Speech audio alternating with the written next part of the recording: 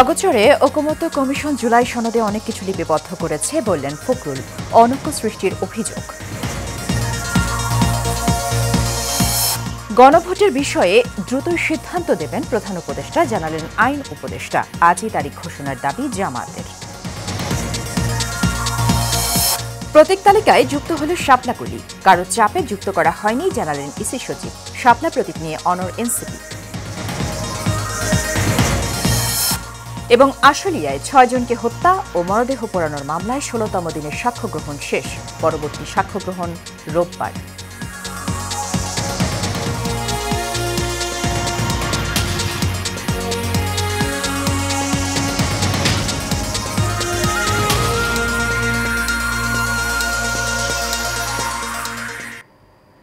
স্বাগত Asian prime নিউজে। দর্শকপুর সংবাদ জুড়ে সাথে আছি সুবর্ণা গোলন্দাজ। শুনছিলেন বিআরবি কেবল ইন্ডাস্ট্রিজ লিমিটেড সংবাদ শিরোনাম। চলে যাচ্ছি বিস্তারিত সংবাদে।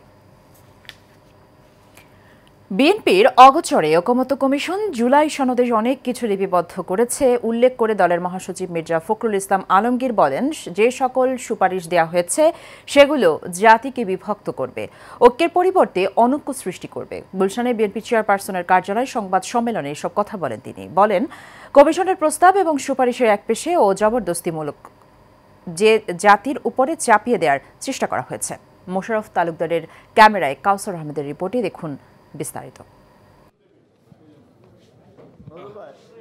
জুলাই সনদে ঐকমত্য কমিশনের প্রস্তাবিত দফাগুলোর বিষয়ে জাতীয় স্থায়ী কমিটির সংবাদ সম্মেলন ডেকেছে বিএনপি। কমিশনের রিপোর্টের অসঙ্গতি এবং বিএনপির বক্তব্য তুলে ধরেন বিএনপি মহাসচিব মির্জা ফখরুল ইসলাম আলমগীর। জাতীয় ঐক্য বজায় রাখা আমাদের সকলের কাম্য।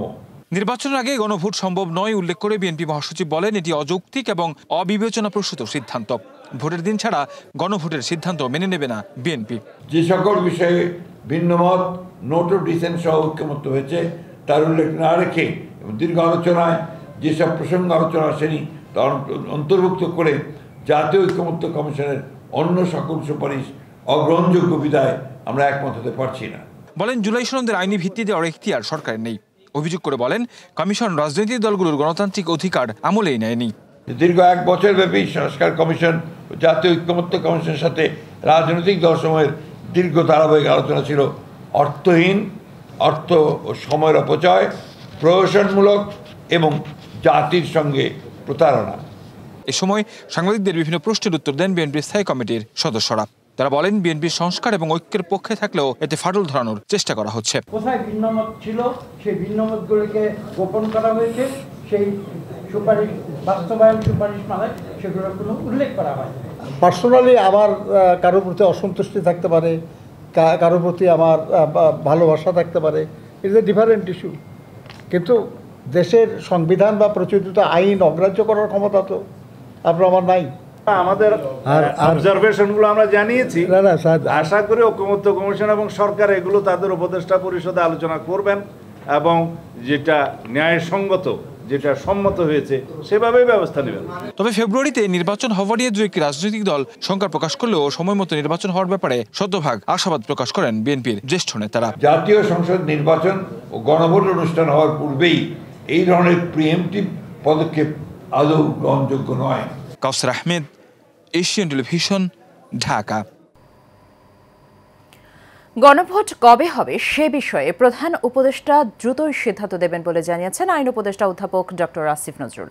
বিকেলে উপদেষ্টা পরিষদের বৈঠক শেষে রাজধানীর ফরেন সার্ভিস একাডেমিতে এক সংবাদ সম্মেলনে তিনি এসব কথা জানান। গণভোট কবে হবে তা নিয়ে রাজনৈতিক দলগুলোর মধ্যে বিরোধ তীব্রতম পর্যায়ে পৌঁছে গেছে বলে মন্তব্য করেন আইন উপদেষ্টা।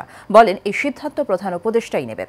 আসিফ নজরুল বলেন, 270 দিন আলাপ আলোচনা করার পর রাজনৈতিক দলগুলোর বক্তব্যের মধ্যে যে অনৈক্যের সুর দেখা যাচ্ছে তা হতাশাব্যঞ্জক। এই তীব্র বিরোধের মধ্যে সমঝোতা দলিল পাশ করা সরকারের সামনে একটি চ্যালেঞ্জ এনে দিয়েছে বলেও মন্তব্য করেন তিনি। অন্তর্বর্তী সরকারকে আজ রাতের মধ্যে গণভোটের তারিখ ঘোষণার আহ্বান জানিয়েছেন জামাতের আমির নায়েবে আমির সৈয়দ আবদুল্লাহ মোহাম্মদ তাহের। বিকেলে রাজধানীর মগবাজারে আল ফালাহ মিলনায়তনে আয়োজিত এক জরুরি সংবাদ সম্মেলনে এই আহ্বান জানান তিনি। জামাতের এই নেতা আরও বলেন, জুলাই জাতীয় সনদ ও গণভোটের ওপরে জাতীয় ঐকমত্য কমিশন যে আদেশ জারির সুপারিশ করেছে তা আজ রাত অথবা আগামীকালের মধ্যেই বাস্তবায়ন করতে হবে। গণভোটকে গলা টিপে হত্যা করতে বিএনপি নির্বাচনের দিন গণভোট চাই উল্লেখ করে তিনি বলেন, জাতীয় নির্বাচন ও গণভোট একসঙ্গে হতে পারে না। নির্বাচন পরিচালনা বিধিমালা সংশোধন করে নতুন প্রতীক হিসেবে শাপলাকলি যুক্ত করেছে নির্বাচন কমিশন। আজ ইসির জারি করা প্রজ্ঞাপনে এই তথ্য নিশ্চিত করা হয়। প্রজ্ঞাপনে স্বাক্ষর করেন নির্বাচন কমিশনের সিনিয়র সচিব আক্তার আহমেদ। ইসির সিনিয়র সচিব জানান, শাপলাকলি প্রতীক কারো চাপে তালিকায় অন্তর্ভুক্ত করা হয়নি। কমিশন মনে করেছে তাই যুক্ত করেছে। শাপলা ও শাপলাকলি এক নয়, পার্থক্য আছে বলেও জানান তিনি। আক্তার আহমেদ আরও বলেন, কে চেয়েছে বা কে চায়নি সেটা বিষয় নয়। শাপলাকলি প্রতীকটি যোগ করার সিদ্ধান্ত কমিশনের। ভবিষ্যতে যদি কমিশন প্রয়োজন মনে করে তাহলে আবারও পরিবর্তন করতে পারবে। এদিকে এনসিপি দীর্ঘদিন ধরেই শাপলা প্রতীক দাবি করে আসছে এবং এ বিষয়ে কোনো প্রকার সমঝোতা বা ছাড় দেওয়ার সুযোগ নেই বলে মন্তব্য করেছেন দলটির মুখ্য সমন্বয়ক নাসির উদ্দিন পাটোয়ারি। 24 জুলাই আগস্টে ছাত্র জনতার আন্দোলন চলাকালে আশুলিয়ায় 6 জনকে হত্যা ও মরদেহ পোড়ানোর ঘটনায় করা মানবতা বিরোধী অপরাধের মামলায় 16তম দিনের সাক্ষ্য গ্রহণ শেষ হয়েছে। আন্তর্জাতিক অপরাধ ট্রাইব্যুনাল 2-এর চেয়ারম্যান বিচারপতি নজরুল ইসলাম চৌধুরী নেতৃত্বাধীন 3 সদস্যের বিচারিক প্যানেলে এই সাক্ষ্য গ্রহণ শুরু হয়। এদিন সাক্ষ্য দেন জুলাই আহত সানি মৃধা। তিনি জানান, গণঅভ্যুত্থানের সময় তার পায়ে 5টি গুলি লেগেছিল। সাক্ষ্য দেওয়ার সময় তিনি ওই ঘটনায় দায়ীদের সর্বোচ্চ শাস্তি দাবি করেন। পরে তাকে জেরা করেন আসামি পক্ষের আইনজীবীরা। জেরা শেষে আদালতে পরবর্তী সাক্ষ্য গ্রহণের জন্য আগামী রবিবার দিন ধার্য করেন।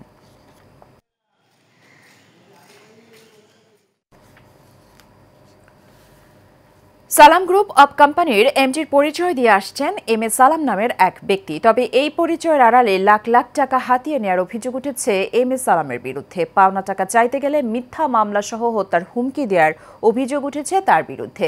সাইফুল ইসলাম নয়নের report. Shopping mall, eco park, hotel, হাসপাতাল কি নেই তার? তবে সবই ভার্চুয়াল জগতে। বাস্তবে এসবের কিছুরই অস্তিত্ব নেই।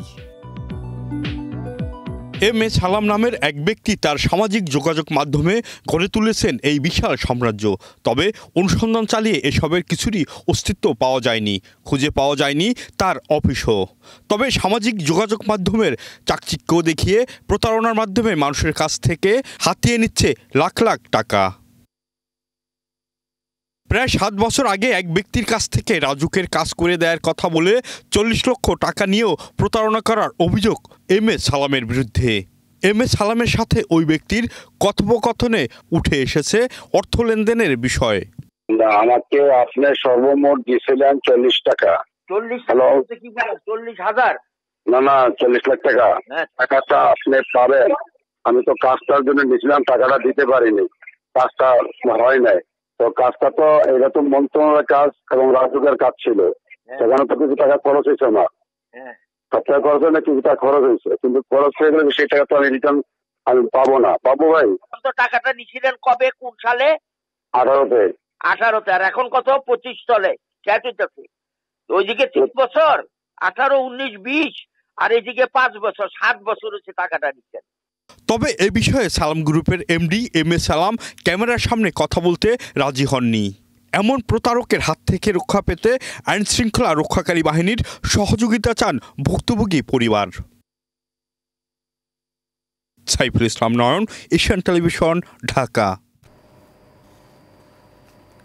ঢাকা ইউথ ফোরামের আয়োজনে তেজগাঁও শিল্পাঞ্চল এলাকায় দক্ষিণ কুনিপাড়ায় জাতীয় সংসদ নির্বাচন নিয়ে তরুণ প্রজন্মের ভাবনা শীর্ষক আলোচনা সভা হয়েছে। এতে প্রধান অতিথি হিসেবে উপস্থিত ছিলেন ঢাকা মহানগর উত্তর বিএনপির সাবেক আহ্বায়ক সাইফুল আলম নীরব। প্রধান আলোচক ছিলেন ঢাকা বিশ্ববিদ্যালয়ের সমাজ কল্যাণ ও গবেষণা ইনস্টিটিউট এর অধ্যাপক ডক্টর গোলাম রাব্বানী। অনুষ্ঠানে সভাপতিত্ব করেন তেজগাঁও বিশ্ববিদ্যালয় কলেজের গভর্নিং বডির সদস্য ফখরুল ইসলাম রবিন। সঞ্চালনায় ছিলেন আজিম বক্স জামে মসজিদের সাধারণ সম্পাদক মোহাম্মদ মনিরুজ্জামান মনির।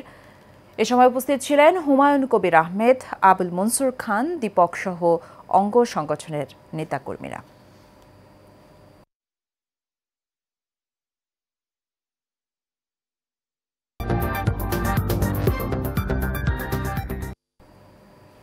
চট্টগ্রাম সংবাদ। আগামী 1 নভেম্বর অনুষ্ঠিত হতে যাচ্ছে শতবর্ষী সংগঠন চট্টগ্রাম চেম্বার অব কমার্সের পরিচালনা পর্ষদের নির্বাচন। প্রায় 1 যুগ পর ভোটের মাধ্যমে সংগঠনটির নেতৃত্ব নির্বাচনের সুযোগ আসায় ব্যবসায়ীদের মধ্যেও বিরাজ করছে উৎসবের আবহ। থেমে নেই প্রার্থীদের প্রচারণা। চেম্বারের এই নির্বাচনী আমেজের মধ্যে চট্টগ্রাম পোর্ট ইউজার্স ফোরামের উদ্যোগে চট্টগ্রাম বন্দরের বিভিন্ন সেবায় অযৌক্তিক ও অতিরিক্ত ট্যারিফ আরোপ বিষয়ে মতবিনিময় সভা হয়। ব্যবসায়ীদের দাবির মুখে চট্টগ্রাম বন্দরে বর্ধিত ট্যারিফ আলোচনার ভিত্তিতে যৌক্তিকভাবে পুনর্নির্ধারণ করতে প্রধান উপদেষ্টা উদ্যোগ নিয়েছেন বলে জানান চট্টগ্রাম পোর্ট ইউজার্স ফোরামের আহ্বায়ক আমির হুমায়ুন মাহমুদ চৌধুরী। দুপুরে নগরের আগ্রাবাদ এক্সেস রোডের সিটি হল কনভেনশন হলে প্রধান অতিথির বক্তব্যে তিনি এই তথ্য জানান।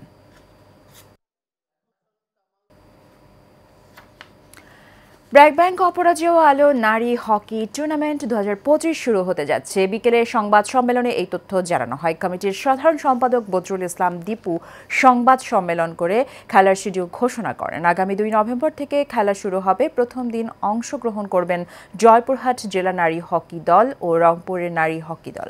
খেলায় 5টি দল অংশগ্রহণ করে। দলগুলো হলো জয়পুরহাট জেলা, দিনাজপুর জেলা, রাজশাহী জেলা, ঠাকুরগাঁও জেলা ও রংপুর জেলা।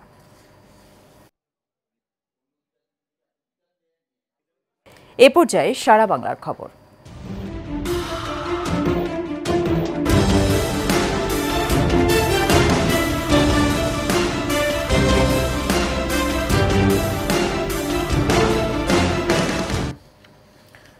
গণভোটের নামে দেশে যে ষড়যন্ত্র করা হচ্ছে তা জনগণ কোনোভাবেই মেনে নেবে না বলে মন্তব্য করেছেন কুষ্টিয়া 1 আসনে বিএনপির মনোনয়ন প্রত্যাশী ও ঢাকা মহানগর উত্তর যুবদলের আহ্বায়ক শরীফ উদ্দিন জুয়েল। বিকেলে দৌলতপুর সরকারি পাইলট মডেল মাধ্যমিক বিদ্যালয়ের যুবদলের 47তম প্রতিষ্ঠাবার্ষিকী উপলক্ষে দৌলতপুর উপজেলা যুবদল আয়োজিত অনুষ্ঠানে প্রধান অতিথির বক্তব্যে তিনি এসব কথা বলেন। তিনি বলেন, যতই ষড়যন্ত্র হোক না কেন আগামী ফেব্রুয়ারিতেই জাতীয় নির্বাচন অনুষ্ঠিত হবে। দৌলতপুরে একটি পক্ষ গণমাধ্যম কর্মীদের হুমকি দিচ্ছে অভিযোগ করে তিনি আরও বলেন, বিএনপি সব সময় সাংবাদিকদের পাশে ছিল এবং থাকবে।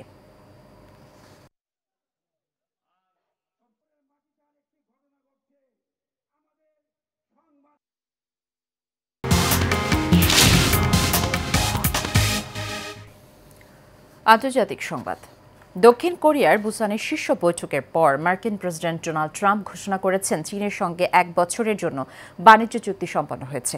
এই চুক্তি স্বয়ংক্রিয়ভাবে নবায়ন হবে বলেও জানিয়েছেন তিনি। ট্রাম্প স্পষ্ট ভাষায় বলেন, আমাদের চুক্তি হয়ে গেছে। ট্রাম্প জানান, চীনের ওপর আরোপিত শুল্ক 57% থেকে কমিয়ে 47% করা হচ্ছে। এর মাধ্যমে চীন মার্কিন বাণিজ্য উত্তেজনা প্রশমনে বড় ধরনের অগ্রগতি হয়েছে বলে মনে করেছেন বিশ্লেষকরা। চুক্তির অংশ হিসেবে বিরল খনিজ সম্পর্কিত জটিল ইস্যুটিও সমাধান হয়েছে বলে দাবি করেছেন মার্কিন প্রেসিডেন্ট। আগামী এপ্রিলে ট্রাম্প চীন সফরে যাবেন বলে জানিয়েছেন। আর পরবর্তী কোনো সময়ে প্রেসিডেন্ট শি জিনপিং যুক্তরাষ্ট্র সফর করবেন। বৈঠক শেষে ট্রাম্প মন্তব্য করেন, বৈঠকটি ছিল অসাধারণ। আমরা অনেক গুরুত্বপূর্ণ সিদ্ধান্ত নিয়েছি।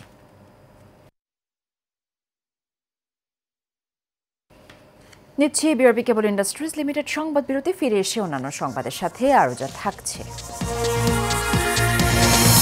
টি-20তে ওয়েস্ট ইন্ডিজের কাছে 14 রানে হেরেছে বাংলাদেশ। 1 ম্যাচ আগেই সিরিজ জয়ে সফরকারীদের।